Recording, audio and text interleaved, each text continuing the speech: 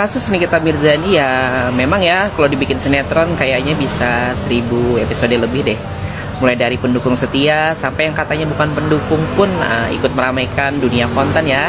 Entah karena concern atau karena algoritma, yang jelas ya. Kalau bahas Nikita Mirzani, insight-nya naik, like-nya rame, dan notifikasi pun banjir. Nah, hari ini saya cukup terharu ya guys, karena salah satu mbak-mbak ya yang di TikTok ada mencatut nama saya, netizen es cendol. Waduh, manis-manis asam dingin gitulah ya. Sangat disayangkan ya, karena saya lihat netizen es cendol ini merupakan orang berpendidikan yang katanya memiliki background hukum. Terima kasih sebelumnya ya buat mbaknya yang sudah melakukan riset kecil-kecilan tentang netizen es cendol. Jadi betul ya guys, saya berlatar belakang pendidikan hukum dan ilmu sosial. Dan alhamdulillah karena pendidikan itu pula ya, saya juga menjadi mengerti bahwa yang dibahas dalam hukum itu bukan cuma siapa orangnya, tapi apa perbuatannya.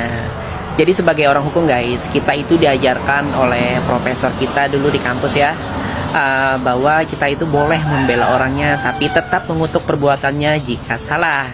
Artinya kita harus memisahkan ya guys, antara manusia dengan tindakannya. Masa iya sih semua orang yang diduga langsung divonis? Kan bukan netizen yang bikin undang-undang.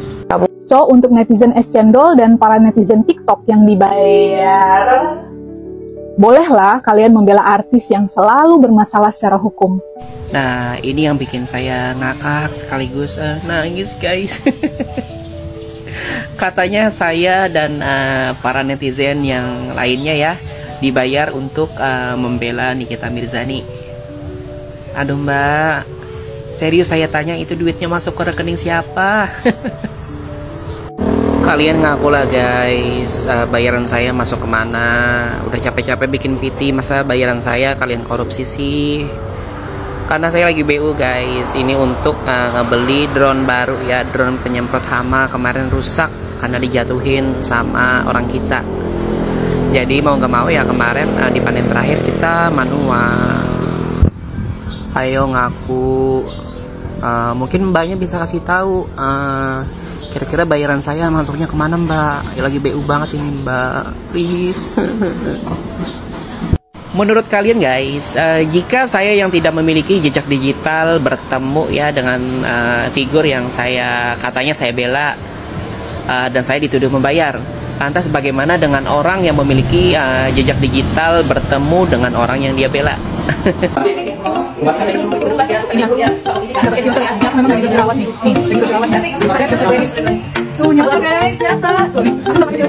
Paham nggak?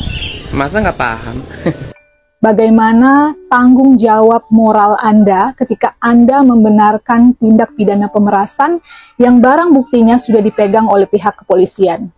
Nah, bicara tentang tanggung jawab moral ya, saya mau tanya sama netizen nih. Menurut kalian lebih tidak bermoral yang mana ya? Orang yang menyampaikan analisa hukum sesuai dengan kapasitas dan fakta, atau sama orang yang asal menuduh orang lain dibayar terus acting jadi hakim di TikTok dan vonis seseorang bersalah padahal belum ada putusan pengadilan? Saya rasa moral itu bukan ditentukan dari seberapa keras kita teriak ya guys, tapi dari seberapa jernih sih kita melihat bahwa proses hukum itu harus dihormatin. Dan satu lagi nih, asas praduga tidak bersalah itu bukan slogan ya, itu prinsip hukum yang dilindungi oleh undang-undang. Oh ya, kira-kira bisa nggak sih mbak jangan difilter kolom komentarnya? Video ini saya buat bukan untuk mencari musuh atau mempermalukan siapapun ya, tapi ketika ada narasi yang mulai menyerempet pada fitnah, jadi saya rasa wajar kita untuk membuat klarifikasi. Karena kita semua tahu ya, sebuah video bisa saja berubah menjadi pasal kalau kita salah gunakan. Jadi guys, mari kita sama-sama jadi netizen yang cerdas, bukan netizen yang asal kesambet sinetron ya. Salam damai dan cendol segar selalu dari saya, netizen es cendol. Kalian tahu gak sih sebenarnya uang yang diterima oleh Nikita Mirzani di dalam kasus dugaan pemerasan itu bukan 4 miliar seperti yang digembar-gemborkan selama ini, tapi sekitar 600 juta rupiah saja. Sangat disayangkan ya, karena saya lihat netizen es cendol ini merupakan orang berpendidikan yang katanya memiliki background hukum. Padahal Ini semua bukan soal nominalnya berapa yang sudah diterima oleh artis NM. Ini semua soal seberapa serius rakyat Indonesia memberantas budaya pungutan liar dan juga pemerasan. Masih segar diingatan postingan Lambe Turah terhadap pihak ormas yang menagih THR kepada para pelaku usaha atau tukang parkir liar yang meresahkan karena tiba-tiba muncul dari mana menagih 2.000 sampai dengan 5.000. Memang uang 2.000 tidak akan membuatmu miskin, tetapi sampai kapan kita memaklumi budaya palak memalak ini? Bukankah para pengusaha, dalam hal ini pengusaha skincare, sudah diawasi oleh Badan POM? Kalau memang ditemukan berkasus, sebagai konsumen kita berhak untuk melaporkan sang pengusaha. Dalam berbagai podcast, artis NM ini sering mengakui bahwa beliau mendapatkan keuntungan bahkan sampai bermiliar-miliar dari setiap huru hara. Jadi bukan dari film ataupun dari lagu. Akuin setiap aku ribut sama orang, yang bisa aku jadiin uang, yang nggak bisa aku jadiin uang, aku diemin. Dulu memang aku begitu, tapi semua itu aku lakukan supaya aku tuh bisa ada tabungan. So, untuk netizen es cendol dan para netizen TikTok yang dibayar, bolehlah kalian membela artis yang selalu bermasalah secara hukum. Tapi tanyakan deh, bagaimana tanggung jawab moral Anda ketika Anda membenarkan tindak pidana pemerasan yang barang buktinya sudah dipegang oleh pihak kepolisian? Kami ingin mempertanyakan di gelar perkara khusus itu kendala apa ya yang dialami oleh penyidik, ya, sehingga kemudian tidak memanggil saksi S dan saksi U. Ya. Jadi jangan nanti dugaan kami terbukti adanya ya pihak-pihak lain menghalang-halangi penyidikan. Dan kemudian di dalam gelar perkara khusus tersebut kami menginginkan agar dibukakan ya hasil uji lab forensik terhadap handphone yang sudah disita ya terkait handphone dari inisial O, inisial S dan inisial SM dan IM, karena kami yakin dan percaya dari 4 peristiwa ini ada kaitannya. Guys, kalian penasaran gak sih kenapa sampai sekarang itu belum ada kejelasan dari kasus Dr. Reza Gladys ya, yang melibatkan artis ternama dan juga asisten artis tersebut yang jadi NM dan juga IM. Sederhananya ya, ada pihak-pihak yang menghalangi proses penyidikan dan juga pemanggilan saksi daripada Dr. O dan Dr. S ya, yang pakai topeng-topeng itu loh. Jadi kan mereka berdua ini sudah kita lihat bersama ya, bukti-buktinya tersebar luas di internet bahwa mereka berdua ini juga terlibat gitu, ada chatting-chattingannya terlibat terkait pemerasan yang dilakukan artis NM dan juga IM. Nah, masalahnya setelah beberapa bulan yang lalu mereka berdua disita HP-nya, ternyata sampai sekarang itu belum ada pemanggilan-pemanggilan lagi, dan itu membuat curiga pihaknya Dr. Reza Gladys gitu, karena memang ada beberapa hal yang terkesan disembunyikan oleh pihak penyidik. Nah, sebelumnya ini disclaimer dulu ya guys ya, jadi ini adalah bertanya ya, sebagai netizen aku pun punya pertanyaan di kepalaku ya. Apakah memang sampai sekarang proses pemanggilan saksi Dr. S dan juga Dr. O itu dihalang-halangi oleh pihak tertentu ya, yang dicurigai menjadi backingan dari Dr. S ini?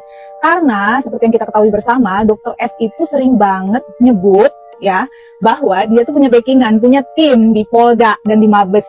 Kalian bisa lihat bersama video 17 Januari lalu pada saat ada persekusi ya yang disebabkan oleh Dr. S sendiri ya, dia yang menjadi provokator.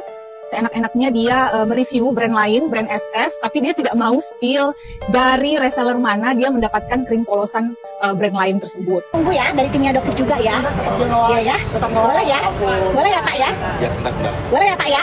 Jadi saya nunggu dari tim Polda, kepolisian Polda, ya Pak ya? Boleh ya? Iya, aku lagi di sini posisinya Mas, soalnya itu polisinya juga polisinya takutnya dari orangnya mereka. Kemudian di saat persekusi itu ya, kenapa yang bersangkutan itu nelponnya artis NM? Bukan langsung telepon polisi.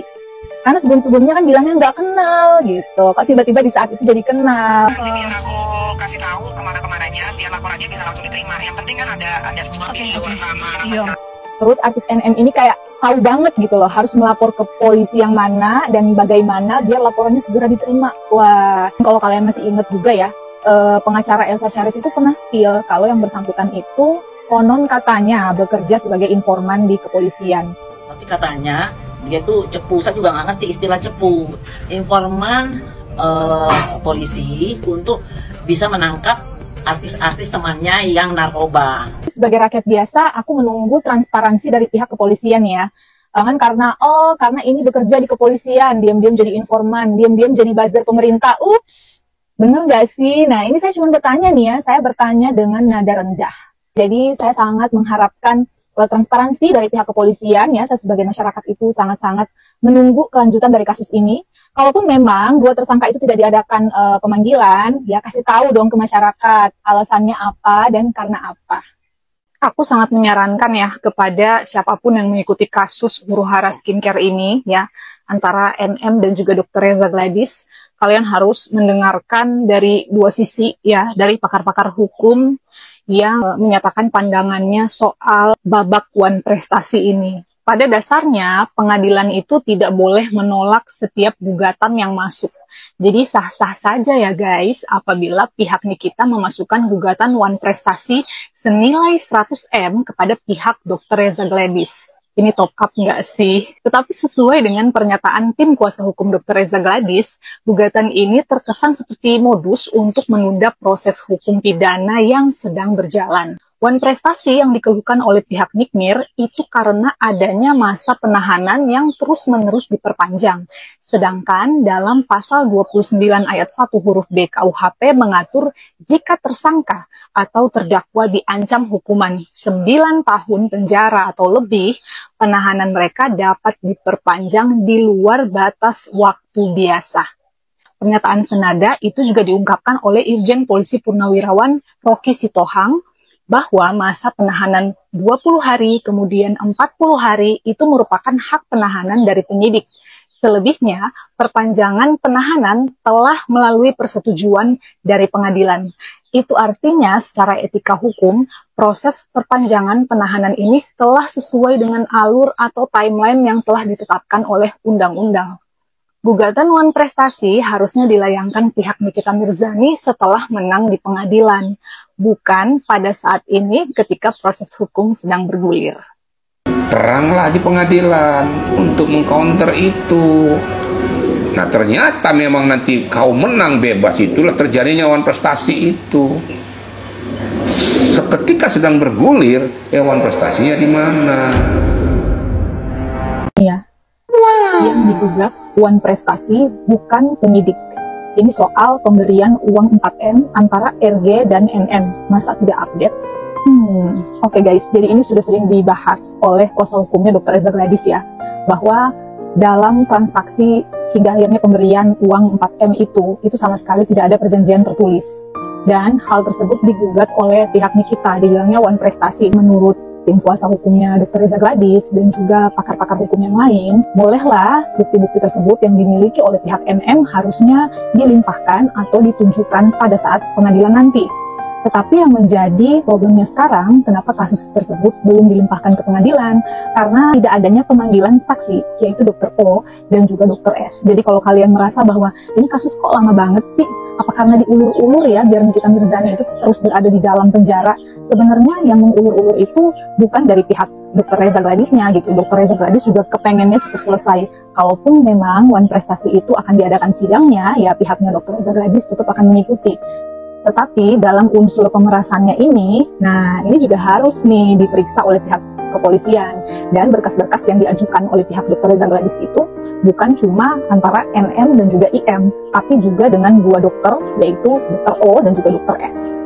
Jadi kendalanya itu aja guys, hanya di pemanggilan dua saksi itu aja. Dan sebagai warga masyarakat, aku sih berharap ya polisi bisa tegak lurus dalam menghadapi kasus ini. Jadi jangan dipilih-pilih gitu loh, semuanya harus dipanggil yang terlibat gitu. Jangan diulur-ulur karena masyarakat juga butuh kejelasan hukum. Karena kita ketahui bersama ya, NM ini katanya kan si kebal hukum. Nah, apakah akan kebal hukum dari hukumnya Indonesia? We'll see.